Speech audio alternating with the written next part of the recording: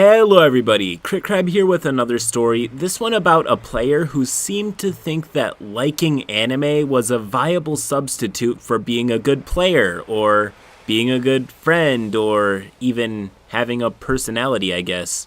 Needless to say, this story doesn't end well. Roll post. Hi there everyone, this story revolves around a game of 3.5 D&D around a homebrewed campaign run by the DM and 5 players. One of which was new to the game and was fresh out of BESM, Big Eyes Small Mouth, and had a habit of making everything anime. 2 of the players were women and another player is trans, so our group is quite inclusive. He liked to call himself an otaku. He had an encyclopedic knowledge of all things anime and was obsessed with kimonos. He wore one to school many times, he told us, and katanas.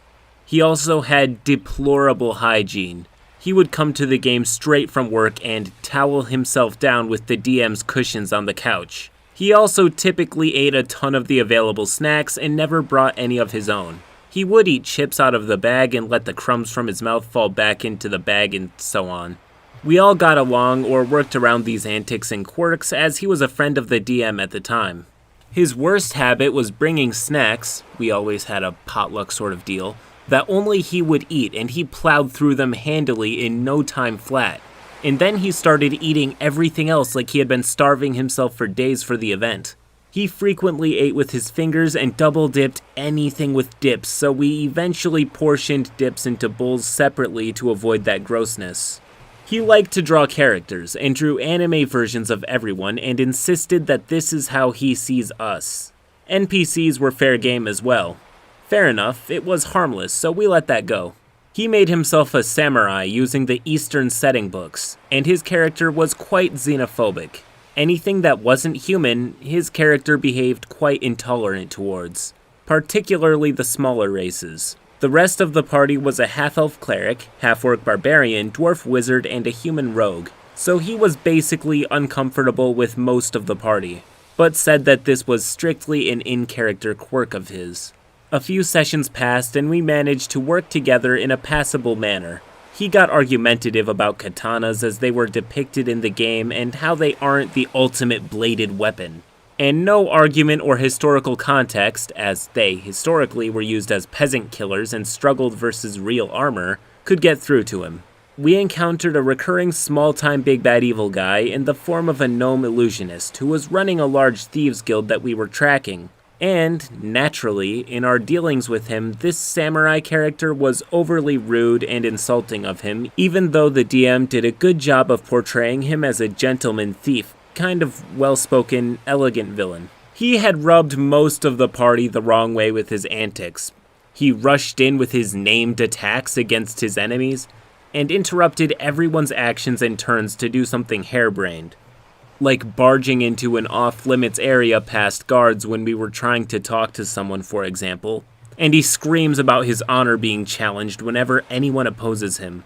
He really hated this gnome and took things to an unexpected turn. The DM tried to talk to him a few times to calm him down or to act with more decorum and etiquette around us, but he frequently slipped back into his old habits. His character also had strong homophobic tendencies. One of the main player characters described he was in love with this samurai, and even though this NPC didn't actually do anything to him, just the knowledge that this character had a crush on him freaked him out.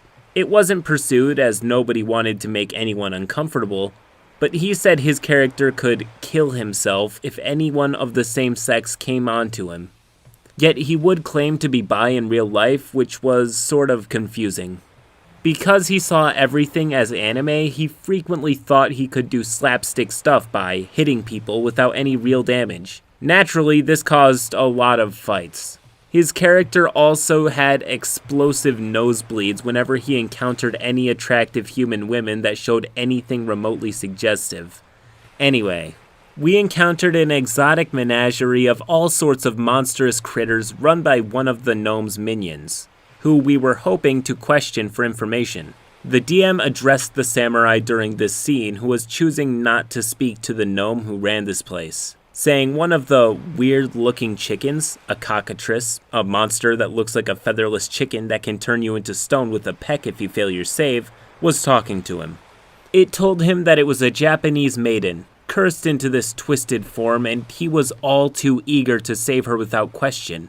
He reached for the cage and, peck, he failed his save and became a statue.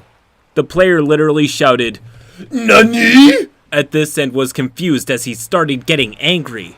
We would hear out of character that the gnome big bad evil guy was hiding nearby and was using ventriloquism to throw his voice towards the cockatrice, something that we all couldn't help but laugh at. We weren't in the same room as the samurai at the time, so none of us knew what happened. We eventually finished our business with the other gnome that we were dealing with and came back to find nothing. The big bad evil guy had whisked him away magically after petrifying him. So we genuinely had no idea what happened. The player was refusing to roll up a new character and wanted us to save him somehow. We eventually, hours later, found out that the gnome big bad evil guy was using the samurai as a coat and hat rack and offered to return him to us for a favor. We felt bad for the player, so we agreed. The gnome turned him back into flesh again, and what did he do? He decided to try and murder him.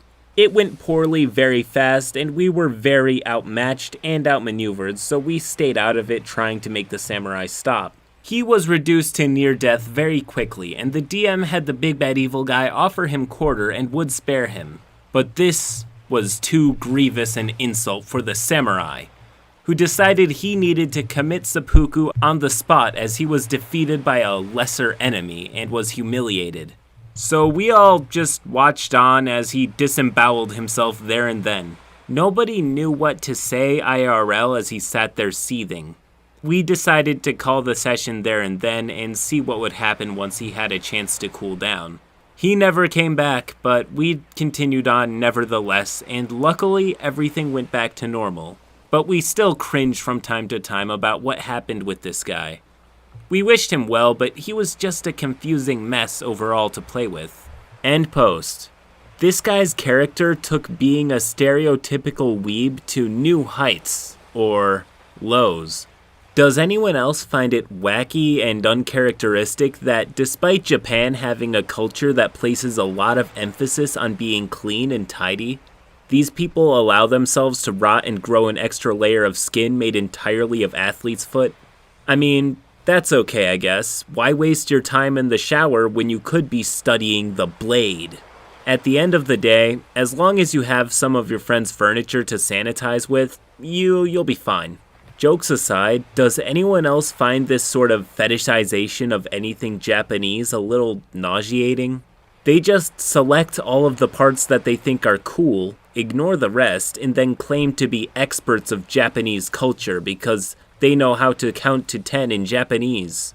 I'm obviously not talking about all people who like anime or all people who actually legitimately appreciate Japanese culture in a healthy way, but there's a line to be drawn between appreciation and obsession. Anyways, if you enjoyed this video, please do leave a like and subscribe to the channel for more stories just like this one. Till next time.